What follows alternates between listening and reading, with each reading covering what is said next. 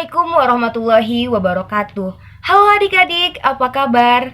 Semoga selalu dalam keadaan sehat dan tetap selalu patuhi protokol kesehatan agar pandemi ini segera berakhir. Dan kita doakan semoga pandemi COVID-19 ini akan segera berakhir. Nah baik, langsung saja di pertemuan kali ini kita akan ngebahas tentang cuti pegawai. Sebelum kita masuk ke pembahasan mengenai cuti pegawai, di sini akan disampaikan dulu tujuan pembelajaran mengenai cuti pegawai ini. Tujuan pembelajarannya yaitu yang pertama, siswa mampu menjelaskan pengertian cuti pegawai dengan benar. Yang kedua, dapat mengetahui dasar hukum mengenai cuti pegawai. Yang ketiga, siswa mampu mengklasifikasikan jenis-jenis cuti pegawai. Dan yang terakhir, yang keempat yaitu siswa dapat memahami manfaat dari cuti pegawai. Baiklah, langsung saja masuk ke materi, yaitu yang pertama mengenai pengertian cuti. Cuti adalah keadaan tidak masuk kerja yang diizinkan dalam jangka waktu tertentu. Cuti ini diberikan dalam rangka untuk menjamin kesegaran jasmani dan rohani seorang pegawai. Nah, cuti pegawai ini merupakan hak dari seorang pegawai. Tentu untuk mendapatkan hak ini, ada tugas dan tanggung jawab yang akan diselesaikan terlebih dahulu dari pegawai untuk mendapatkan hak ini. Nah, selanjutnya yaitu mengenai dasar hukum dari cuti pegawai, yaitu yang pertama, Peraturan Pemerintah Nomor 24 Tahun 1976. Yang kedua yaitu Surat Edaran Kepala Badan Administrasi Kepegawaian Negara Nomor 1/SE/1977. Yang ketiga yaitu Undang-Undang Nomor 13 Tahun 2003. Dan yang keempat yaitu Keputusan Bersama 3 Menteri tentang Hari Libur Nasional dan Cuti Bersama yang diterbitkan setiap tahun. Nah, selanjutnya kita akan ngebahas mengenai jenis-jenis cuti PNS. Yang pertama yaitu ada cuti tahunan. Cuti tahunan ini adalah cuti yang diberikan kepada PNS yang telah bekerja sekurang-kurangnya selama 1 tahun secara terus-menerus. Lamanya cuti tahunan ini adalah 12 hari kerja. Nah, jika cuti tahunan ini tidak diambil di dalam tahun yang bersangkutan, maka dapat diambil di tahun berikutnya dengan jangka waktu paling lama yaitu 18 hari kerja. Namun, jika secara terus-menerus selama 2 tahun berturut-turut tidak diambil, maka dapat diambil di tahun berikutnya dengan jangka waktu paling lama yaitu 24 hari kerja. Yang kedua yaitu cuti besar. Cuti besar adalah cuti yang diberikan kepada PNS yang telah bekerja sekurang-kurangnya selama 6 tahun secara terus-menerus. Namanya cuti besar ini yaitu selama 3 bulan. Nah, cuti besar ini dapat dimanfaatkan atau diambil oleh PNS yang ingin memenuhi kewajiban agamanya seperti naik haji atau umroh. Yang ketiga yaitu cuti sakit. Cuti sakit ini adalah cuti yang diberikan kepada PNS yang menderita sakit.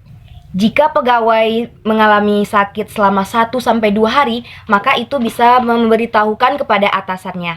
Namun, jika sakitnya sudah lebih dari 2 hari, bahkan sampai 14 hari, itu wajib menyertakan dengan surat keterangan dari dokter. Keempat, yaitu cuti bersalin. Cuti bersalin adalah cuti yang diberikan kepada PNS wanita yang menjalani persalinan anak pertama, kedua, dan ketiga. Nah, anak pertama ini terhitung sejak dia menjadi PNS. Jika terhitung dia sejak menjadi PNS dia melahirkan anak yang kedua, maka anak kedua ini dihitung sebagai anak pertama. Nah, lamanya cuti persalinan ini yaitu 1 bulan sebelum dan 2 bulan sesudah persalinan. Yang kelima yaitu cuti karena alasan penting. Cuti karena alasan penting ini adalah cuti yang diberikan kepada PNS karena adanya alasan penting. Seperti misalnya ada keluarganya yang sakit keras atau meninggal dunia, melangsungkan perkawinan, dan atau karena alasan penting lainnya yang telah ditetapkan oleh Presiden. Lamanya cuti karena alasan penting ini yaitu paling lama selama 2 bulan. Dan yang keenam yaitu cuti di luar tanggungan negara. Cuti di luar tanggungan negara ini adalah cuti yang diberikan kepada PNS yang telah bekerja kurang-kurangnya selama 5 tahun secara terus-menerus.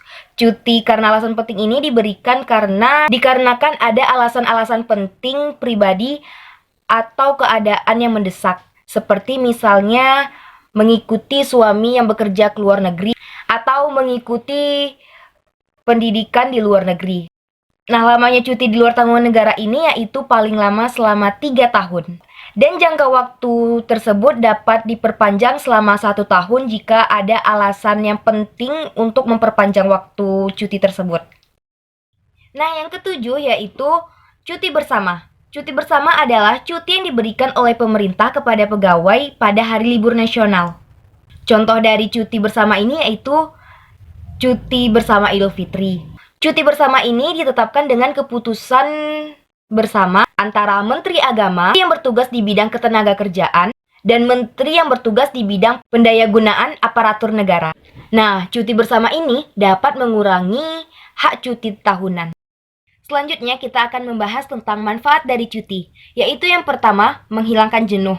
Jadi, jika manusia bekerja secara terus-menerus, tentu akan membuat otak ini jenuh. Dan cuti ini diberikan agar untuk menghilangkan rasa jenuh dari pegawai tersebut. Yang kedua yaitu membuat PNS lebih produktif.